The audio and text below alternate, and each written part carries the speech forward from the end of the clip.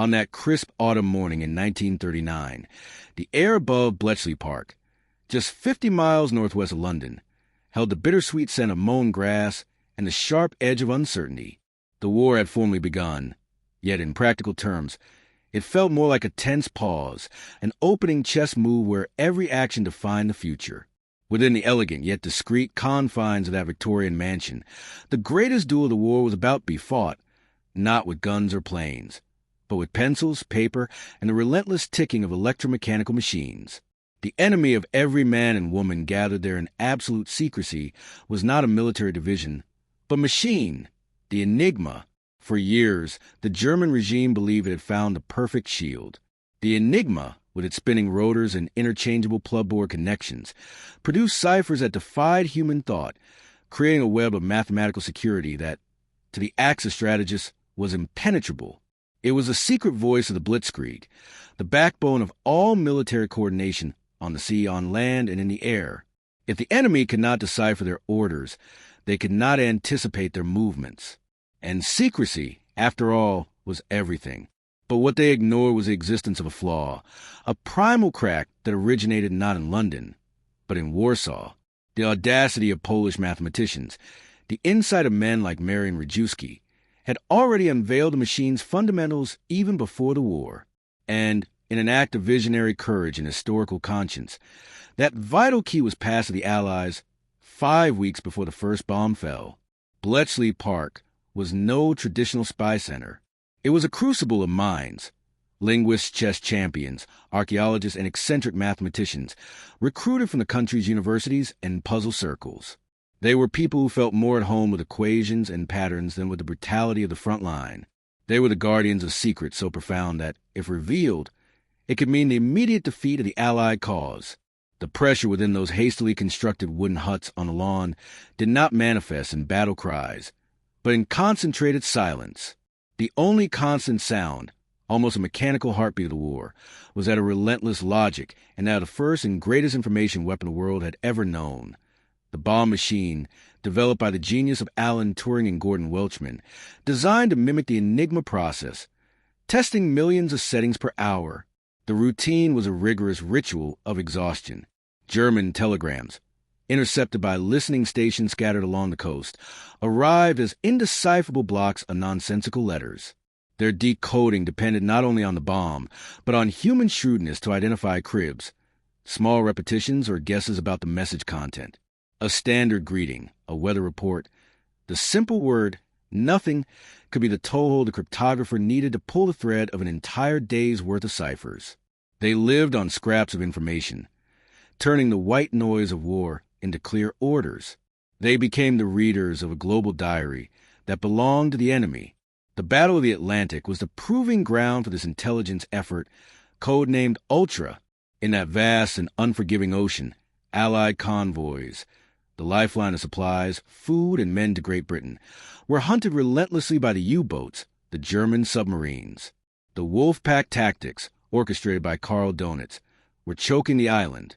Merchant ships were sinking faster than they could be built, and the specter of famine and forced surrender loomed over the British people. The U-boat fleet's messages were encrypted on the most secure version of Enigma, the naval Enigma, and the breaking of that code, known as the Hydra cipher, became a matter of national survival. When Hydra finally yielded in 1941, thanks, in part, to the capture of rotors and keys from scuttled or abandoned submarines, in operations that seemed like fiction because of their boldness, the tide began to turn. Suddenly, the Admiralty in London had access to real-time information about the Wolf-Pack's locations and orders. The sea opened up no longer a vast mystery, but a transparent map where every enemy point was known. Convoys could be diverted in time, guided along evasive routes that passed mere miles from the lurking U-boats. The triumph of reason over technological brutality seemed inevitable, but it was at this moment of strategic victory that the most difficult of moral dilemmas was imposed, making Ultra both the greatest salvation and the greatest headache for strategists. Ultra's power lay in the fact that the enemy did not know their secret was compromised. The German regime held an almost religious faith in Enigma security. Any action that obviously betrayed Bletchley Park's knowledge would cause commanders to change the machine's protocols, and darkness would descend upon the Atlantic again, this time permanently. The information was a double-edged sword. Its use had to be selective, disguised, almost casual. And that meant not all convoys could be saved. It was an intolerable price, paid in silence. The brains of Ultra at Bletchley Park, and the Admiralty officers who received the decrypted material, were forced to make choices of an almost divine nature, with a coldness that bordered on inhumanity. They would receive the ciphered message revealing the imminent attack on a specific ship or an entire convoy. They knew that if they saved that ship too obviously, the enemy might suspect. The choice was clear, but the anguish was absolute. Sacrifice some lives in present to preserve the secret that would save thousands in the future, thereby keeping the sea bridge with the United States open for the final landing in Europe. Between the blind obedience to the military duty of protecting Ultra and the human conscience that cried out for every life of sailors and civilians, many discovered that the most difficult war was the one they fought within themselves. The burden of those decisions fell on young shoulders, often civilians who became soldiers overnight. The bomb machine provided the key, but the responsibility of when to use that key was a human burden. Military historian Sir Harry Hensley, who worked at Bletchley, later summarized the agony. We had to invent excuses to explain why convoys diverted or why ships were torpedoed where the enemy thought they would not be. Each excuse was an act of balance between the saving truth and the necessary lie. The air smelled of metal and silence in the war rooms, and the cold felt sharper than bullets. At the peak of the Battle of the Atlantic, Ultra's information, although crucial, could not be used without an elaborate and agonizing cloak of invisibility, the so-called cover stories. Often, a reconnaissance plane was sent to accidentally find a U-boat whose location had been known for hours. Other times, tragically, rescue was simply not an option.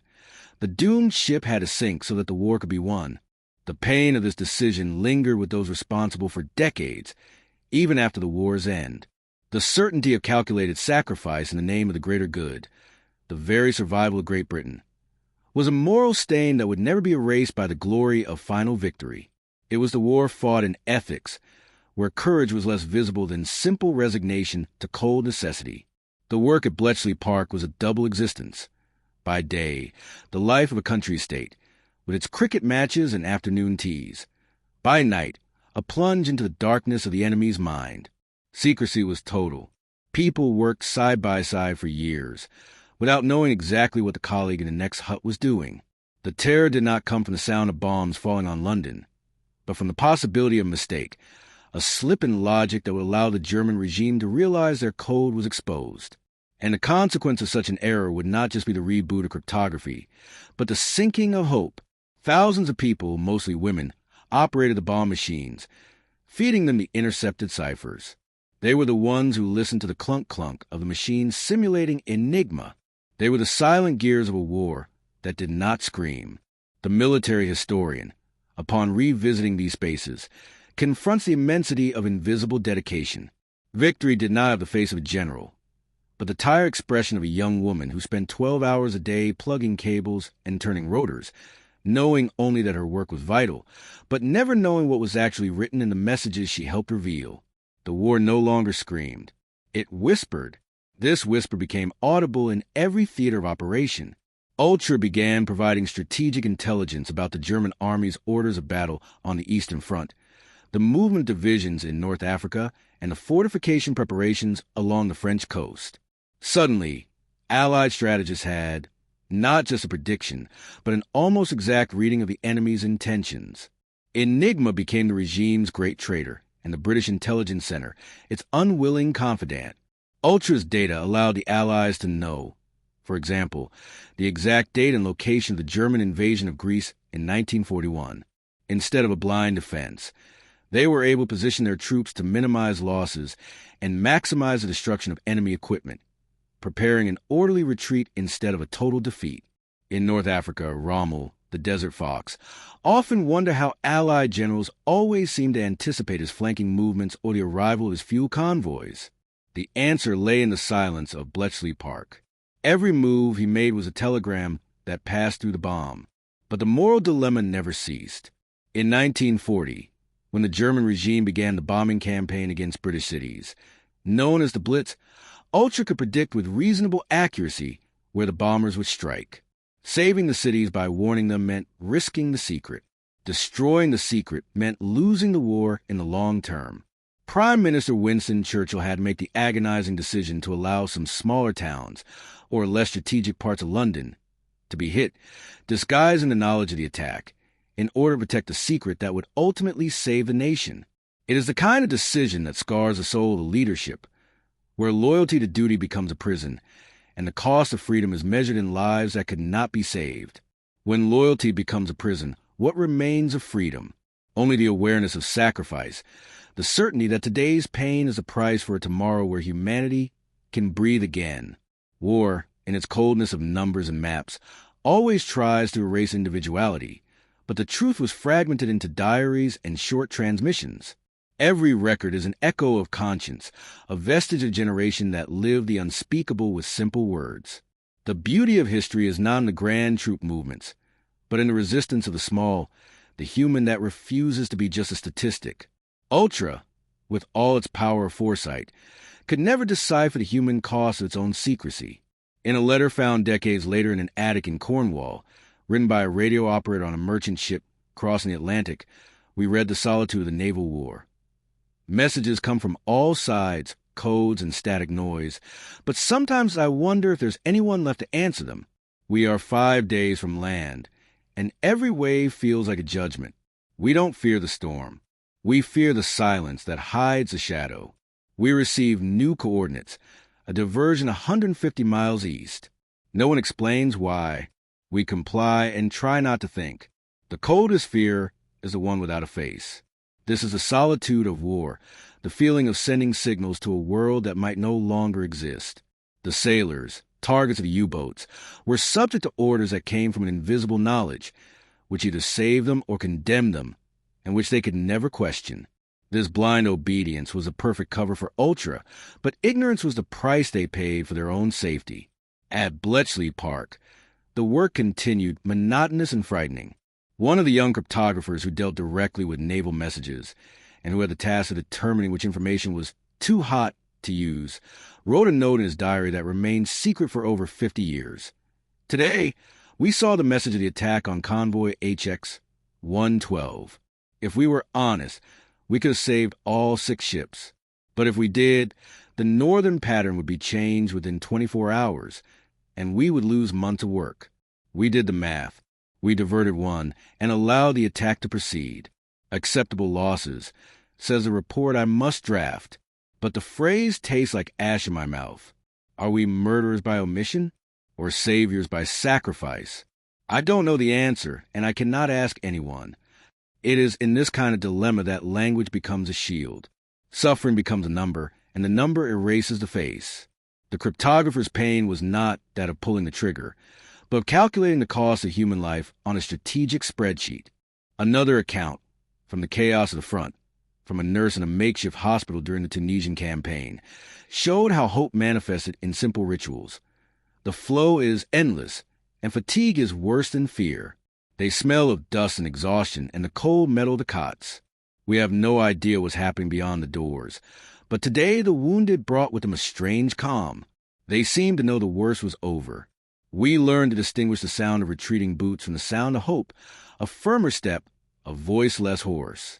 Sometimes casualties are fewer than expected, and the surgeon says, "It looks like someone was watching over us."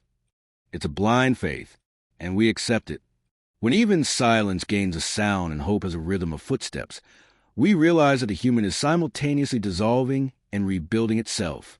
Bletchley Park's cold decisions had their silent and unexpected impact thousands of miles away, sparing lives that would never know why they were saved.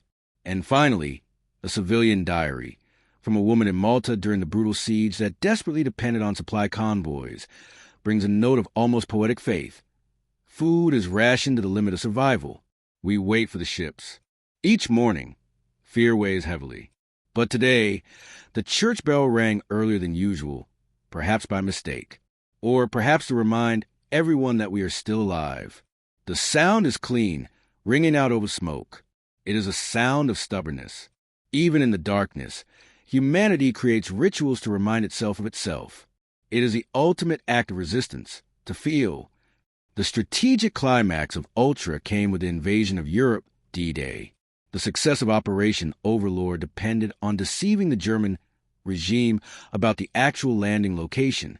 Ultra became the primary instrument of counterintelligence. The Allies, knowing exactly what the German forces knew and what they expected, were able to reinforce the deception that the attack would come at Pas-de-Calais. They read the enemy's orders to keep the Panzer armored divisions away from Normandy and acted to ensure those orders were followed. The Enigma secret not only gave the Allies the advantage of knowing, but the ability to manipulate the enemy's knowledge. D-Day would not have had the same chance of success without the work of Bletchley Park. It was not the Enigma that won the war, but the knowledge about the Enigma. The ability to predict the counteroffensive, to anticipate the resistance, meant that, although the price in blood was terrible, it was the lowest possible. The tactical victory in Normandy was, in large part, a victory of intelligence. However, the strategic climax did not lead to moral triumph. After D-Day and the eventual surrender of the German forces, the secret of Ultra was not revealed. On the contrary, it was kept under the strictest secrecy. The bomb machines were dismantled, the papers incinerated, and the thousands of men and women who had saved Great Britain signed a pledge of silence that would last for decades. The decision to maintain the secret was once again a matter of cold strategy. Ultra's know-how was still vital against the Soviet Union in the emerging Cold War. Revealing the method would cause new adversaries to change their own coding systems.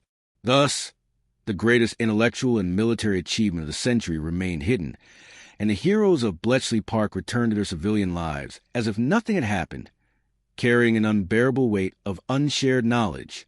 The contrast between tactical victory and moral loss is profound.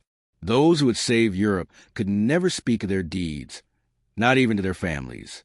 The relief of victory was mixed with the frustration of a forced silence, a stolen identity. The secret that had given them power during the war became their psychological prison in peace. The engines fell silent, but the echo of the choices made that night still resonates in humanity's memory. Ultra's legacy is not just a military or technological feat. It is a study on the nature of power, ethics, and information. The fundamental question that echoes through the years is, when the knowledge of truth demands the sacrifice of innocence, what defines true courage? The courage of those who worked at Bletchley was not in facing bullets, but in enduring the anguish of knowing and having to remain silent. The faith required of them was faith in the validity of the cold calculation that today's sacrifice guaranteed tomorrow's freedom. The power that Ultra gave them was the most dangerous of all, the power to decide who would live and who would die. What does the event teach us about humanity?